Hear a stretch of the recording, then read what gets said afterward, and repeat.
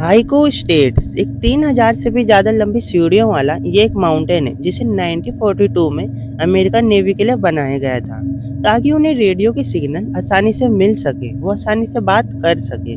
लेकिन इसे 1987 में बंद कर दिया क्योंकि इसके स्टेट्स धीरे धीरे खराब होने लगे थे और अब इनमें चढ़ना सेफ नहीं था। लेकिन अभी भी कोई था जो यहाँ जाना चाहता था, वो देखना चाहता था उसके टॉप पे आखिर है क्या।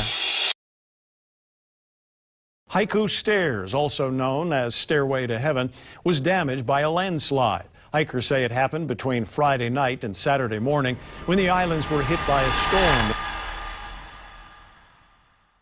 टेलिन एक 18 साल का लड़का जिसका बचपन से ही सपना था कि वो एक बार हाइको स्टेट्स चढ़े। एक दिन वो अपनी नानी के घर जाता है ये सोच के कि वो वहीं से निकल जाएगा अपनी लोकेशन के लिए। अब लोकेशन से मेरा मतलब है हाइको स्टेट्स के लिए। टेलिन अपनी नानी के घर जाता है, डिनर करता है और रात होते ही छुपके से निकल जाता है। टेलिन वहां तक जैसे तैसे पहुंच जाता है और अपनी जर्नी की फोटोज अपनी सोशल मीडिया अकाउंट्स पे शेयर करता रहता है। टेलिन की पहली पोस्ट आती है स्टेट्स के नीचे वाले हिस्से से और जैसे जैसे वो आगे बढ़ता रहता है और ज्यादा फोटो पोस्ट करता रहता है। अब सुबह के 11 बज चुके थे और टेलिन की भी पोस्टिंग अचानक से रुक चुकी थी और दूसरी तरफ उसकी फैमिली को उसकी चिंता हो रही थी।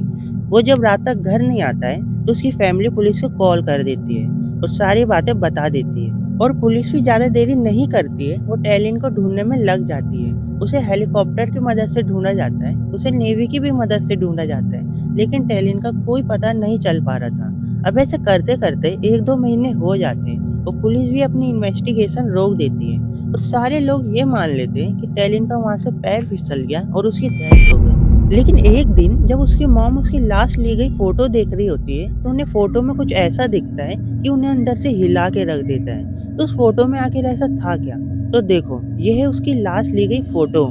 तो एक नॉर्मल जंगल की फोटो है पर ऐसा नहीं है।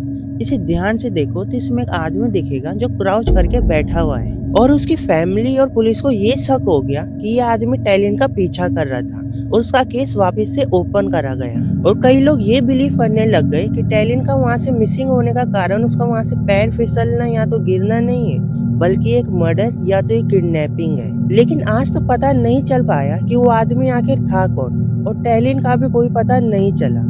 लेकिन आज तक उसकी मॉम हर कंट्री में उस आदमी की फोटो पोस्ट करती है कि किसी तरह उसका पता चल सके और शायद उसका बेटा आज जिंदा हो।